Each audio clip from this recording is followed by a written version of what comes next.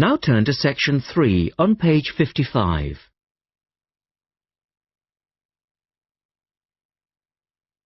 Test 2, section 3.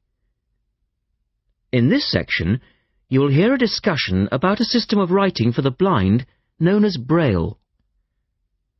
First, look at questions 21 to 23.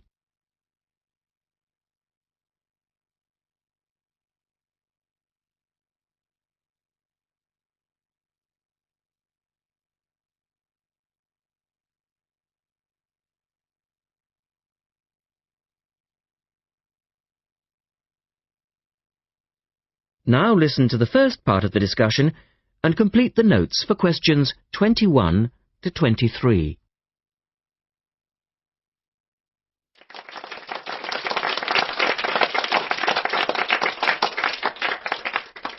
We're very pleased to welcome to our special interest group today Dr. Linda Graycar, who is from the City Institute for the Blind.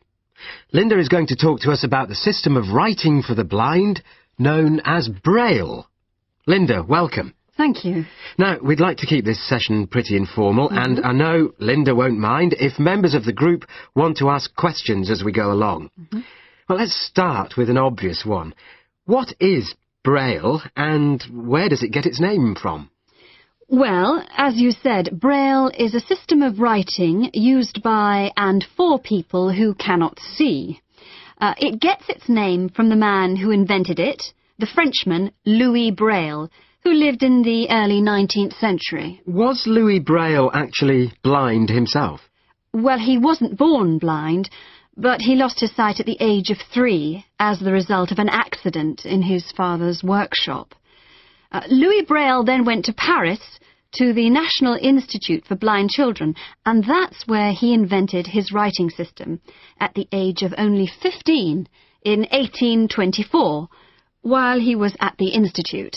But he wasn't the first person to invent a system of touch reading for the blind, was he? No, another Frenchman had already come up with the idea of printing embossed letters that stood out from the paper, but this was very cumbersome and inefficient. Did Louis Braille base his system on the first one? No, not really. When he first went to Paris, he heard about a military system of writing using 12 dots. This was a system invented by an enterprising French army officer, and it was known as night writing. It wasn't meant for the blind, but rather for battle communications at night. That must have been fun. Look at questions 24 to 30.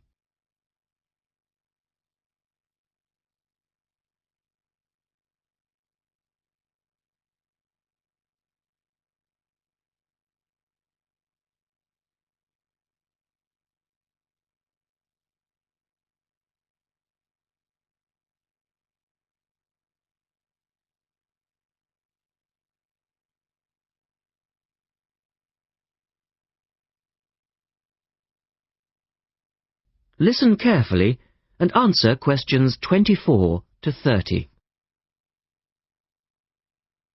Anyway, Braille took this system as a starting point, but instead of using the 12 dots, which night writing used, he cut the number of dots in half and developed a 6-dot system. Can you give us a little more information about how it works? Well, it's a system of touch reading, which uses an arrangement of raised dots called a cell. Braille numbered the dot positions 1, 2, 3 downward on the left and 4, 5, 6 downward on the right. The letters of the alphabet are then formed by using different combinations of these dots. Yes? So, is the writing system based on the alphabet with each word being individually spelt out? Well, it's not quite that simple, I'm afraid. For instance, the first 10 letters of the alphabet are formed using dots 1, 2, 4 and 5. But Braille also has its own short forms for common words. For example, B for the word but and H for have. There are many other contractions like this. So you spell out most words letter by letter, but you use short forms for common words? Yes, though I think that makes it sound a little easier than it actually is. And was it immediately accepted? I mean, did it catch on straight away? Well, yes and no. It was immediately accepted and used by Braille's fellow students at the school, but the system was not officially adopted until 1854, 2 years after Braille's death. So official acceptance was slow in coming. I suppose it works for all languages which use the Roman alphabet. Yes, it does, with adaptations, of course. Can it be written by hand, or do you need a machine to produce Braille? Well, you can write it by hand onto paper with a device called a slate and stylus. But the trick is that you have to write backwards, from right to left, so that when you turn your sheet over, the dots face upwards and can be read like English from left to right. Oh, I see. But these days, you'd probably use a Braille writing machine, which is a lot easier. And tell us, Linda, is Braille used in other ways, other than for reading text? Yes, indeed. In addition to the literary Braille code, as it's known, which of course includes English and French, there are other codes. For instance, in 1965, they created a form of Braille for mathematics. I can't imagine trying to do maths in Braille. Yes, that does sound difficult, I agree. And there's also a version for scientific notation.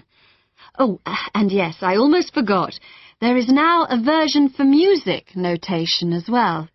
Well, thanks, Linda. That was most interesting. Now, does anyone have any last questions? Yes.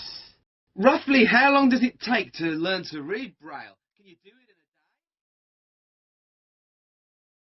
day? Listen carefully and answer questions 24 to 30.